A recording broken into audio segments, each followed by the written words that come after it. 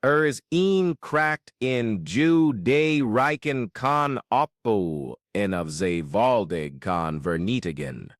Een energie die miljarden kan generen of je bankrekening kan leegzuigen. Een vuur dat je geest kan verlichten met Helderheid of je kan verblinden met woeste driften. Die kracht is niet geld, niet kennis, niet eens ambitie. Het is iets veel primitivers, veel krachtigers en wanneer gevaarlijker wanneer verkeerd begrepen.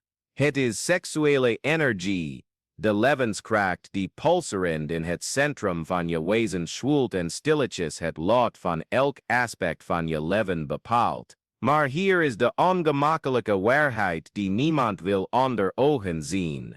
De meeste mannen verspillen deze energie onbewust, dwangmatig en zelfdestructief, waardoor wat hun grootste bron van kracht zou moeten zijn, hun grootste zwakte wordt. Ze masturberen in middelmatigheid, ejaculeren hun dromen in de digitale leegte en vragen zich af waarom hun leven gebrek heeft aan doel, kracht en magnetisme. De samenleving heeft hen geleerd dat deze energie iets is om verbruikt te worden, snel bevredigd te worden, nooit begrepen, gerespecteerd of getransmuteerd. Napoleon Hill, de man die de geheimen van de machtigste miljardairs uit de geschiedenis decodificeerde, wijde een heel hoofdstuk van Think and Grow Rich aan dit mysterie, de transmutatie van seksuele energie. Hij merkte op dat alle grote leiders, uitvinders, kunstenaars en zakenmagnaten iets gemeen hadden. Ze hadden geleerd deze oorsterke kracht te kanaliseren voor hogere doeleinden. Niet door onderdrukking, niet door ontkenning, maar door een bewuste alchemie die de dierlijke impuls in menselijke genialiteit veranderde.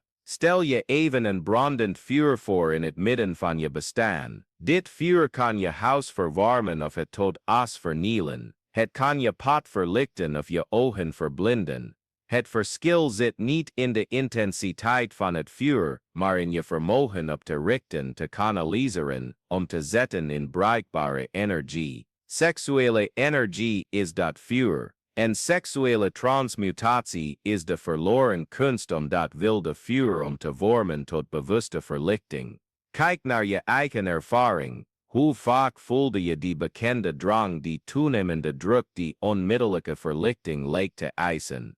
En hoe vaak, nadat je aan die druk had toegegeven, voelde je je leeg zonder energie, beroofd van die vonk die nog momenten geleden zo intens door je aderen pulseerde? Dat patroon is geen toeval. Het is het resultaat van een maatschappij die mannen programmeert hun levensessentie te verspillen aan vluchtig genot, waardoor ze zwak, afgeleid en gemakkelijk te beheersen blijven. De waarheid die de oude kenden, die de grote meesters bewaarden in esoterische leerstellingen, en die Napoleon Hill in moderne taal codeerde, is dat deze energie niet gemaakt is om verspild te worden. Het is de bronstof van creatie, de bron van magnetische aanwezigheid, het elixir van mentale helderheid en de wortel van elke buitengewone prestatie. Wanneer je leert het vast te houden, te richten en te transmuten, beheers je niet slechts een impuls, ontwaak je een macht die je realiteit volledig kan hervormen. Maar om deze transmutatie te begrijpen, moeten we eerst afdalen in de afgrond van ons eigen onderbewustzijn. We moeten de schaduw onder ogen zien die de moderne samenleving om seksualiteit heeft gecreëerd. Het heeft het getransformeerd in consumptieproduct, goedkoop vermaak, in stille verslaving die miljoenen mannen opeet zonder dat ze beseffen wat ze verliezen. Denk aan de momenten dat je je het machtigst, zelfverzekerdst, meest creatie voelde, en denk dan aan de momenten nadat je die seksuele energie dwangmatig hebt vrijgegeven. Voel je het verschil? Dit is geen morele of religieuze observatie, dit is een energetische observatie. Je put letterlijk de brandstof uit die je aanwezigheid, je creatie fertiliteit, je persoonlijke magnetisme en je wilskracht voedt. De moderne man is geconditioneerd te geloven dat het bevredigen van elke drang gelijk staat aan vrijheid, dat het ontzeggen van enig verlangen schadelijke onderdrukking is. Maar is in derde weg in pad dat nog dwangmatige bevrediging, nog neurotische onderdrukking is. Het is het pad van bewuste transmutatie, waar je de impuls niet ontkent, maar verheft, transformeert, herleidt om echte kracht in de fysieke wereld te manifesteren. Toen Napoleon Hill, Andrew Carnegie, Thomas Edison, Henry Ford en andere industriële tycoons bestudeerde, ontdekte hij dat ze allemaal opmerkelijk gelijkaardige eigenschappen deelden.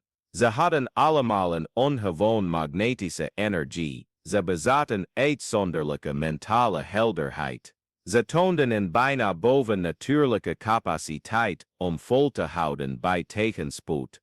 En allemaal, wanneer gevraagd naar hun meest intieme gewoonten, onthulden ze een zeer specifieke relatie met hun seksuele energie, een relatie gebaseerd op bewuste beheersing en creatief heroriënteren. Edison sliep slechts 3 uur per nacht en handhaafde desalniettemin buitengewone niveaus van energie en focus. Carnegie kon 18 uur achtereen aan complexe projecten werken zonder zijn mentale scherpte te verliezen. Ford toonde een persoonlijke magnetisme dat de beste talenten en grootste kansen in zijn straal trok. Wat wisten deze mannen dat de meesten negeren? Ze begrepen dat seksuele energie in essentie pure levensenergie is.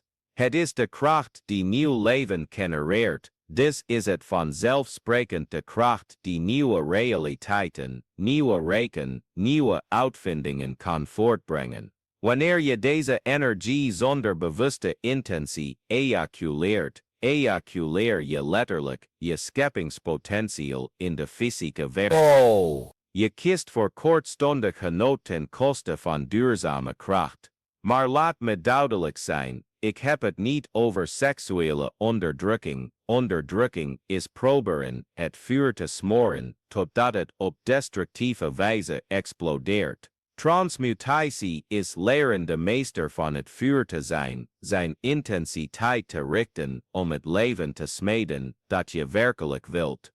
Het is het verschil tussen slaaf zijn van je impulsen en alchemist zijn van je eigen energie. Kijk naar een man die seksuele transmutatie beoefent. Zijn aanwezigheid is anders. Hij betreedt een kamer en mensen wenden zich vanzelf naar hem. Zijn stem draagt moeiteloze autoriteit. Zijn ogen stralen een intensiteit uit die intrigeert en aantrekt. Zijn geest werkt met kristalheldere helderheid, in staat oplossingen te zien waar anderen alleen problemen zien. Zijn ideeën stromen als water uit een onuitputtelijke bron. Zijn volharding bij uitdagingen lijkt bijna bovennatuurlijk. Deze man is niet anders dan jij. Het is een man die geleerd heeft dezelfde kracht bewust te gebruiken, maar die jij misschien nog niet weet hoe te bereiken. Wanneer seksuele energie wordt vastgehouden en bewust herleid, verandert het in magnetische aanwezigheid.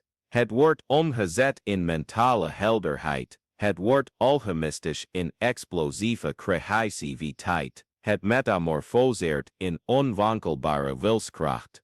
Het transmuteert in scherpe intuïtie en natuurlijk charisma. Maar voor die alchemie plaatsvindt, moet je eerst de diepe psychologische mechanismen begrijpen die deze energie beheersen. Carl Jung ontdekte dat elke seksuele impuls niet alleen fysieke begeerte bevat, maar ook diepe psychologische behoefte aan verbinding, validatie, het vullen van emotionele leegtes, ontsnappen aan existentiële angsten. Wanneer je dwangmatig seksuele bevrediging zoekt, probeer je zelden alleen fysiek genot. Je probeert onbewust emotionele en spirituele honger te stillen die seks op zichzelf nooit volledig kan bevredigen. Daarom wordt dwangmatig masturberen een vicieuze cirkel. Je verliest niet alleen fysieke energie, je probeert seksuele energie te gebruiken om emotionele wonden te mediceren, om aan verantwoordelijkheden te ontsnappen, om confrontatie met je eigen potentieel te vermijden. En omdat die medicatie het onderliggende probleem nooit oplost, keert de drang steeds sterker, frequenter en dwangmatiger terug. Echte seksuele transmutatie begint wanneer je stopt die energie te gebruiken als ontsnapping en begint die te gebruiken als brandstof om juist datgene aan te pakken waar je voor vluchtte. In plaats van jezelf te masturberen om angst voor een belangrijk project te vermijden, richt je die energie op het project. In plaats van pornografie te zoeken om eenzaamheid te ontlopen, kanaliseer je die kracht om echte en betekenisvolle relaties op te bouwen.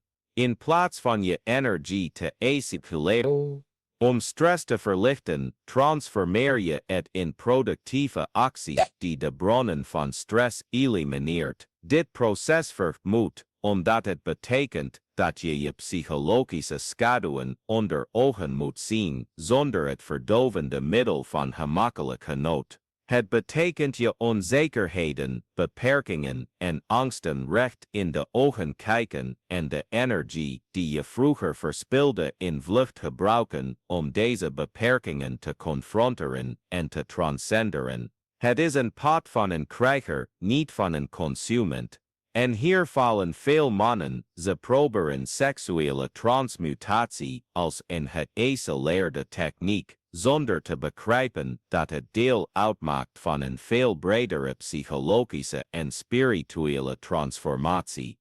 Ze proberen seksuele energie vast te houden, terwijl ze dezelfde denkpatronen, beperkende overtuigingen en destructieve gewoonten op andere gebieden van hun leven behouden. Dat is alsof je een kampvuur probeert te maken op ijs. De structuur is niet stevig genoeg om het vuur te dragen. Echte transmutatie gebeurt wanneer je een levensfilosofie omarmt gebaseerd op excellentie, bewuste discipline, voortdurende groei en dienstbaarheid aan grotere doelen dan je onmiddellijke impulsen. Het gebeurt wanneer je stopt passief consument van het leven te zijn en actief schepper van je realiteit wordt. Hit the bear vol. Wanneer je de mentaliteit van scharst, die onmiddellijke bevrediging zoekt uit angst het te verliezen, vervangt door de mentaliteit van overvloed, die uitgestelde bevrediging kan verdragen. Omdat het weet dat iets veel groters wordt opgebouwd. Stel je seksuele energie voor als water. Je kunt het door de gootsteen laten weglopen, verspild en voor altijd verloren. Of je kunt een dam bouwen, dat water ophopen totdat het genoeg druk heeft om turbines aan te drijven, elektriciteit te genereren, hele steden te verlichten. De keuze is aan jou. Verspilling of macht. Onmiddellijke bevrediging of voortdurende transformatie. Vrijwillige zwakte of bewuste kracht, maar het proces om die innerlijke dam te bouwen. Het niet alleen over niet masturberen of geen casual seks hebben. Het gaat erom je hele relatie met genot, met macht, met doel te herdefiniëren. Het gaat om het begrijpen dat elk moment van bewust uitgestelde bevrediging en storting is op de bankrekening van je innerlijke kracht. Elke omgezette impuls is beschikbare energie voor creatie, probleemoplossing en het bouwen van iets groters dan jezelf. En hier komen we bij het kloppend hart van deze reis. Seksuele transmutatie gaat niet over het ontkennen van je dierlijke natuur, maar over het integreren ervan in je goddelijke natuur. Je doodt de wilde wolf in jezelf niet. Je leert hem jagen in dienst van bewuste doelen. Je onderdrukt het vuur niet. Je leert smid zijn die dat vuur gebruikt om kunstwerken te smeden. De mannen die deze kunst hebben beheerst ontdekten iets buitengewoons. Wanneer je stopt seksuele energie te verspillen, krijg je niet alleen meer fysieke energie. Je ontwikkelt een soort persoonlijk magnetisme dat kansen, invloedrijke mensen, briljante ideeën en financiële middelen aantrekt. Het is alsof het universum erkent dat je eindelijk hebt geleerd je eigen levensessentie te waarderen en besluit je te belonen met toegang tot hogere niveaus van macht en mogelijkheden. Napoleon Hill noemde dit sekstransmutation niet omdat seks verdwijnt, maar omdat de energie die eens werd verspild aan onbewuste impulsen nu bewust wordt gericht op het realiseren van visies, het opbouwen van bedrijven, het ontwikkelen van talenten, het versterken van betekenisvolle relaties en het uitbreiden van je vermogen om bij te dragen aan de wereld. En als je tot hier in deze reis van begrip bent gekomen en deze woorden resoneren met waarheden die je gevoeld maar nooit hebt kunnen verwoorden, dan wil ik je uitnodigen. Deze kennis is niet slechts informatie, het is transformatie. En transformatie gebeurt wanneer je niet alleen content consumeert, maar je committeert aan een consistente praktijk van groei. Als deze boodschap je raakt en je voelt dat je eindelijk iemand hebt gevonden die over deze onderwerpen spreekt met de diepgang en eerlijkheid die ze verdienen, dan nodig ik je uit nu op de inschrijfknop te drukken en de notificatiesbel te activeren. Want wat je zojuist hebt gehoord is slechts het begin van een veel diepere reis. In de volgende video zullen we duiken in praktische aspecten, specifieke technieken, geavanceerde strategieën voor transmutatie, die je realiteit letterlijk binnen weken kunnen hervormen. Maar deze reis heeft alleen zin als je werkelijk toegewijd bent aan je eigen transformatie. Abonneren is niet slechts een klik, het is een verbintenis met jezelf, dat je klaar bent om niet langer toeschouwer van je eigen leven te zijn, maar de protagonist van je eigen evolutie. Maar laten we terugkeren naar onze diepe duik in de mysteries van transmutatie, want er is een aspect van deze praktijk dat zelden besproken wordt, maar absoluut cruciaal is voor succes: de spirituele dimensie van seksuele energie. De oude mystici, middeleeuwse alchemisten, grote yogis, ze wisten allemaal dat deze energie niet alleen biologisch is. Het is de scheppingskracht zelf die zich manifesteert door het menselijk lichaam. Wanneer je dwangmatig ejaculeert, verlies je niet alleen eiwitten en mineralen. Je verspilt wat de Taoïsten yin noemden, je levensessentie, je dissipeert wat de Hindoes kenden als ojas, je spirituele vitaliteit. Je put out wat de Europese alchemisten quintessentie noemden. De vijfde essentie die materie en geest verbindt. Dat verklaart waarom mannen die seksuele transmutatie beoefenen, niet alleen meer fysieke energie ervaren, maar ook een aanzichtserpte intuïtie, intensere spirituele verbindingen, en een bijna mystiek vermogen om hun wensen in de fysieke realiteit te manifesteren. Ze behouden niet alleen energie, ze accumuleren creatieve kracht in haar zuiverste en geconcentreerde vorm. Maar wees op je hoede, die kracht komt met verantwoordelijkheid. Een man met getransmuteerde seksuele energie wordt een magneet voor alles, inclusief verleidingen, beproevingen en situaties die zijn pas ontdekte discipline zullen testen. Het is alsof het universum voortdurend vraagt: heb je deze kracht echt meester gemaakt, of beheerst zij nog steeds jou? En elke keer dat je bewust een verleiding weerstaat, elke keer dat je kiest voor transmutatie in plaats van bevrediging, zend je een boodschap naar de kosmos en je eigen onderbewustzijn: ik ben meester over mijn energie, ik ben regisseur van mijn leven. Die boodschap heeft diepgaande gevolgen. Wanneer je onderbewustzijn erkent dat je werkelijk controle hebt over je meest primitieve impulsen, begint het je te vertrouwen met meer verfijnde krachten. Je intuïtie versterkt. Je vermogen om mensen en situaties te lezen intensifieert. Je creatieve ideeën vloeien overvloediger. Je magnetische aanwezigheid wordt magnifieker. Het is alsof verschillende bewustzijnsniveaus pas toegankelijk worden, voor degenen die bewezen hebben voldoende discipline te hebben om ze verantwoord te hanteren.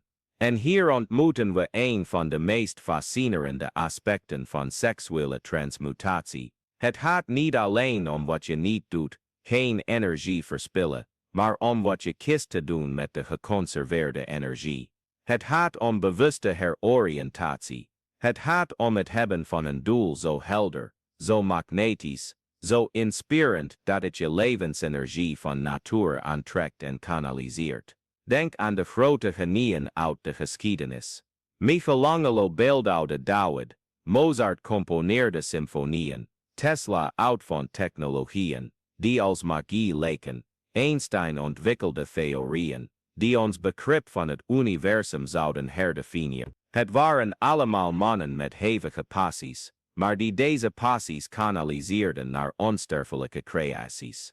Ze waren niet asexueel, ze waren transmutatoren. Ze transformeerden de drang nieuw biologisch leven te creëren in de drang kunst, wetenschap en innovatie te scheppen.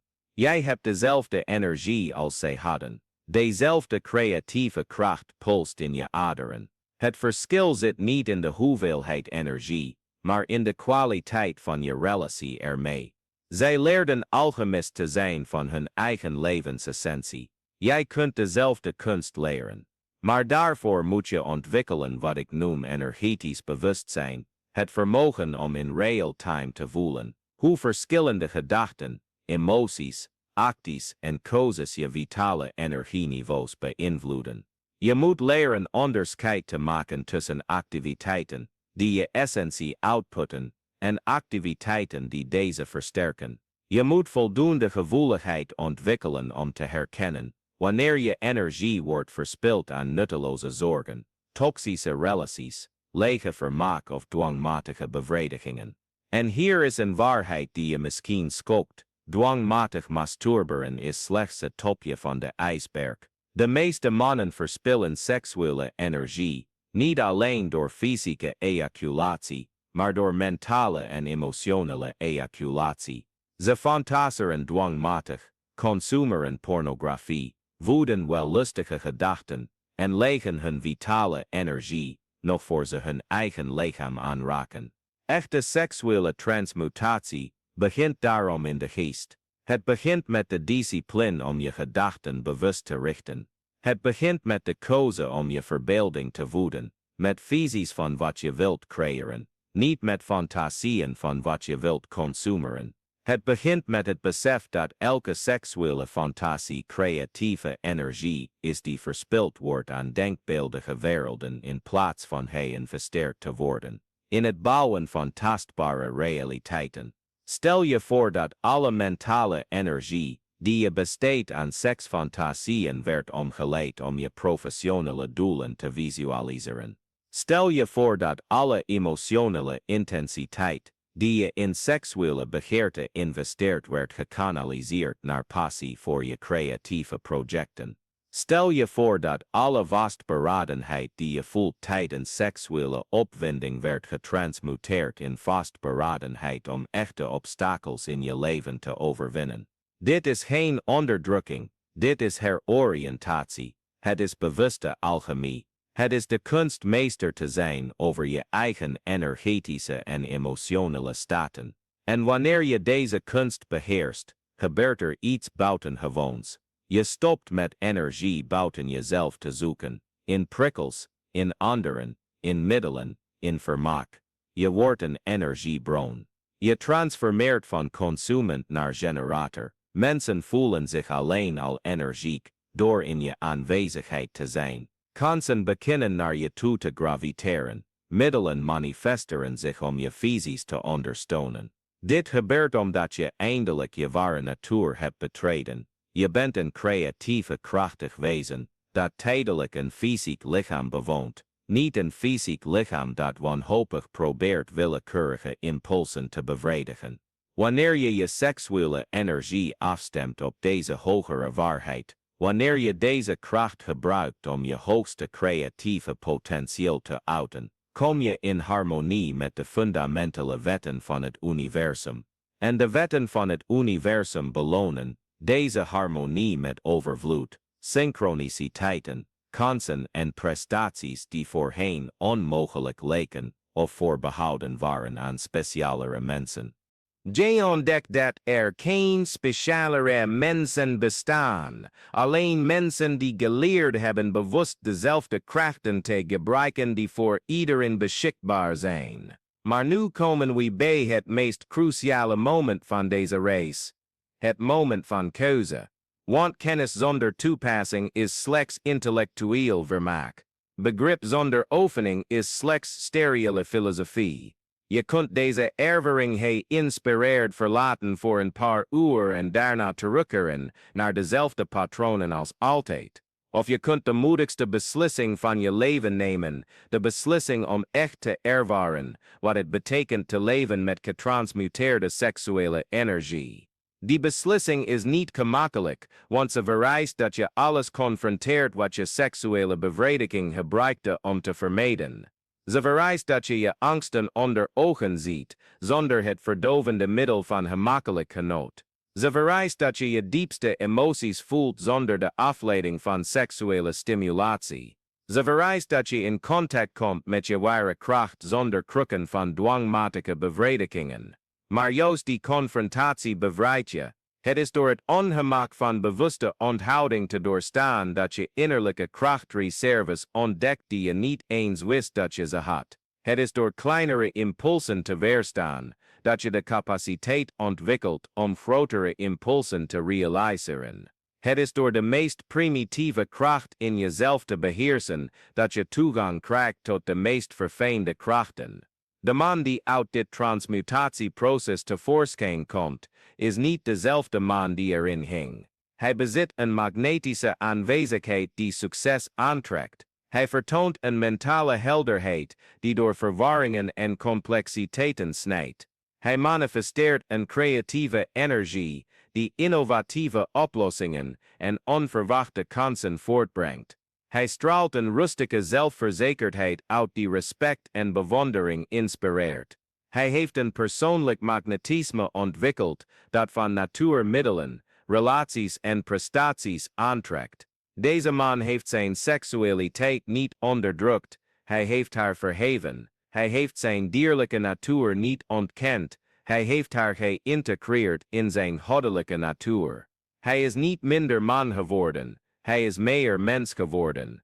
Hij ontdekte dat ware mannelijke kracht niet ligt in de capaciteit om impulsen te bevredigen, maar in de capaciteit om ze te transmuteren in duurzame creaties, die niet alleen zichzelf maar al het leven om hen heen ten goede komen. Dit is de reis van de seksuele alchemist.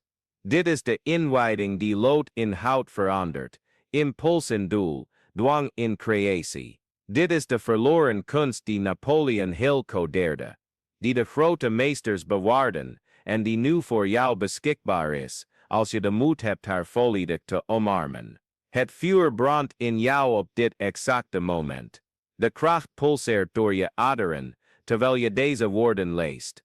De energie die je hele leven kan transformeren, wacht slechts op jouw bewuste beslissing om het te richten op doelen waardig aan je inherente grootsheid.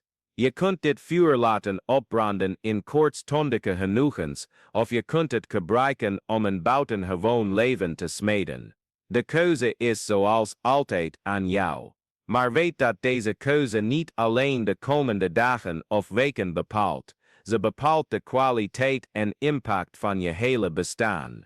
Want uiteindelijk wordt het leven niet gemeten aan de hand van de genoegens die je verbruikt hebt, maar aan de hand van de kracht die je ontwikkeld hebt. Niet door de bevredigingen die je ervaren hebt, maar door de creaties die je gemanifesteerd hebt. Niet door de energie die je verspild hebt, maar door de kracht die je gecultiveerd en gericht hebt, om de wereld om je heen te transformeren.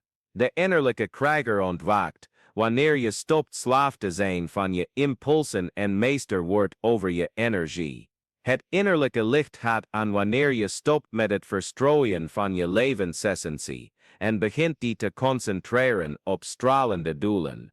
De innerlijke kracht komt tevoorschijn wanneer je begrijpt dat je altijd de alchemist van je eigen ervaring bent geweest. Je bent alleen vergeten hoe je bewuste instrumenten van transmutatie moet gebruiken. Nu herinner je het weer. Nu weet je het. Nu kun je kiezen. Heb